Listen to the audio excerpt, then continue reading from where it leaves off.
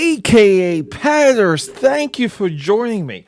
Excuse me while I throw on the headphones so I can hear myself talk to all of you. Thank you for joining me. I am Peter A. DeLuca, another known as AKAPAD, aka Pad, PAD. Those are my initials, and that's where we come up with aka Pad's Audio Audacity podcast. Now, look, holy crap, so much is happening. We're at episode 2 of Thanksflicking, and we're kind of deep in December. So let me explain it, but we're talking Excalibur. If you haven't seen this movie, you have my permission to stop listening to my soothing, sexy voice. Watch this movie and then come back. Okay, so I already did this episode. And I spent so much time at the drawing table, and a part of drawing is redrawing and erasing, fixing, correcting. When you've been doing that for as long as I have, you develop a little bit of a I can make anything work type attitude, and you always think whatever you do isn't good enough, knowing you can erase it and make it better. And making it better makes you better. So I did an episode of this very movie a week ago, and I just didn't feel like it was there. And, I've been doing that a lot lately. It happened during the 31 Days of Dread. So we're here. We're talking Thanksflicking. Now, Thanksflicking is my invention, so thank you very much. But this is where we say thank you to the films that pretty much inspire us all the time, day in, day out. Relentlessness.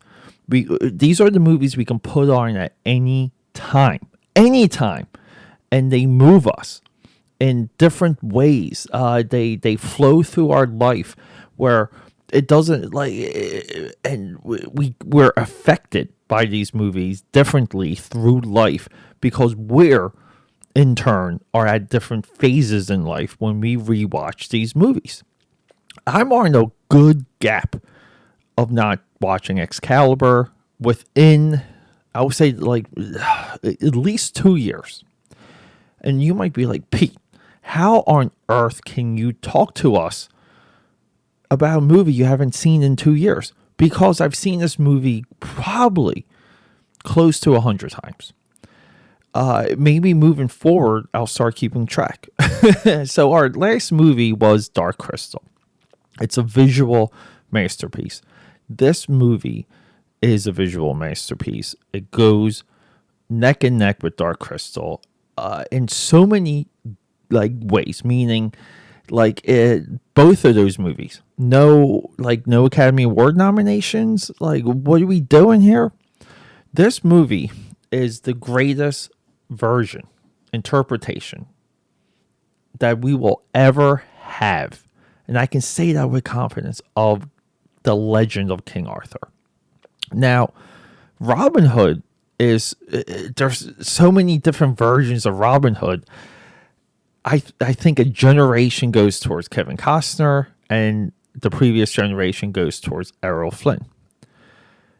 We got a couple middle ones there. Tarzan, not so much.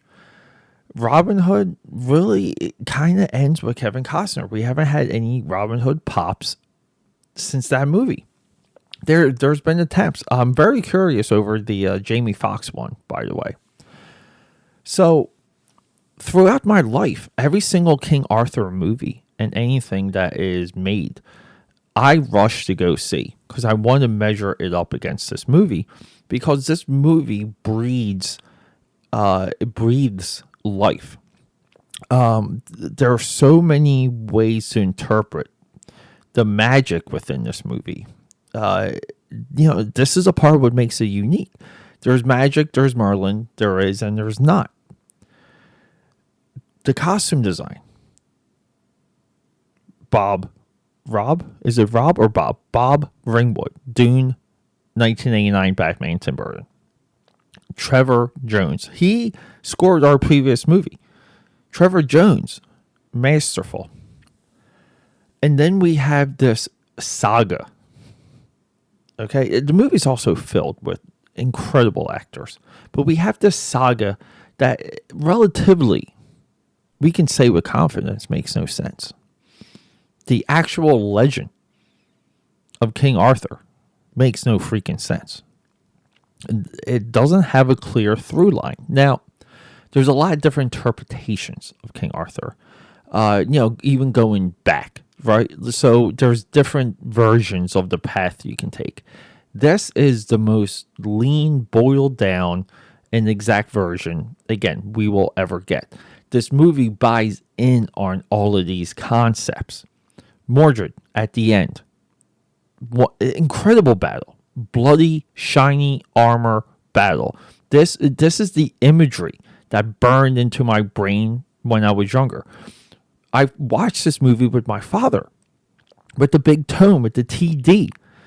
And it was so violent to me, I thought I was watching porn. Mordred is King Arthur's son by his sister in this movie. He's weird. He's a little bit off. But he's not like a Game of Thrones, like GOT, Game of Thrones, over the top off. He's just weird, okay? And you see it's weird with his mother. This movie is sexual in such a way, non-sex scenes seem dirty. The relationship between Mordred and Morgana, Arthur's sister, doesn't really feel right. The situation between Sir Lancelot and Guinevere doesn't really seem right.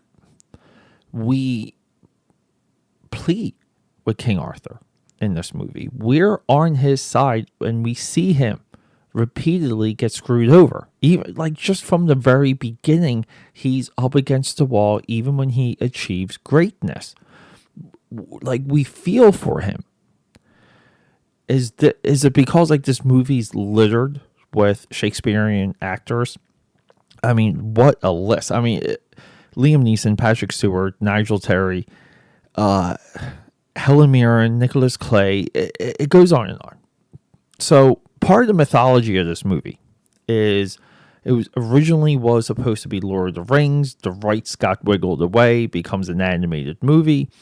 They had momentum, and they shoot this movie in the director's, John Borman's, like backyard, essentially. I don't know. Like, I didn't want to follow up too much to realize how much of that is true. And the reason, I'll tell you the reason. The reason, though, is because I want like a certain mythology in my mind about this movie also. Again, part of Thanksflicking isn't knowing everything about these movies. It's just responding to what you're grateful for, because these, like a lot of these movies are down the memory hole, or they're maligned, or just gone. And it's up to you to carry it forward, because there's a level of expertise in this movie that it rises above everything. I mean, the best of the best of Hollywood, like every other year, tries to top this movie, and they cannot. I mean, what else needs to be said? This is a must-watch movie. It's a must-understood movie. It's a must-worshipped movie. I cannot stress that enough. You guys want to know box office? Box office, back in the day, this made $35 million. It cost $11 million. So, I don't know, comparatively speaking, it might have been 70, 80 million gross today, which would have been actually like really good for a low tier, a low budget King Arthur movie.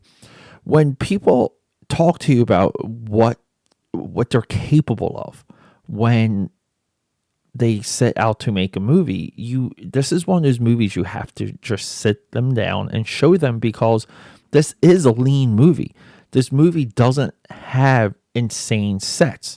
This movie is, and it looks like it's shot in someone's backyard in so many different scenes. But this movie has visionary. It has a great score. There's an idea that runs through the veins of this movie. And the idea is that Arthur will return. Arthur will die, but he will return to heal the land. Now, it's a Jesus story, but it's wonderful and it's awesome and it's mighty. The end of this movie is forever with me, and I'm so grateful for it because, again, the imagery and the violence. I put that down to pen and paper all the time. I'm chasing this movie. So as much as I'm thankful for it, I kind of view a lot of it as a curse also. A lot of ways with the Dark Crystal. But everyone, the 31 Days of Dread leads into this. So this is going to be like more of an annual thing. Next year, I 100% will do a November dump for Thanksflicking, but I had to let a lot of this stuff marinate because, again, I got super busy, but at the same time, I really have to know, like what these movies mean to me. So it was a little bit of an existential crisis. I hope you enjoyed this episode because I honestly enjoyed bringing this movie to light to you if you haven't seen it, if you're not familiar with it. For Thanksflicking tomorrow, okay, I got a lot of movies planned. We're going to be doing multiple movie dumps, episode dumps in the next few days. Tomorrow, we'll have some redemption with Transformers, the movie. My previous episode for that, I pretty much bashed it. But we're all about long-form conversation, everyone. And I'll give you a little bit of an update of, the things your boy here has been up to. I love you. Thank you. And goodbye.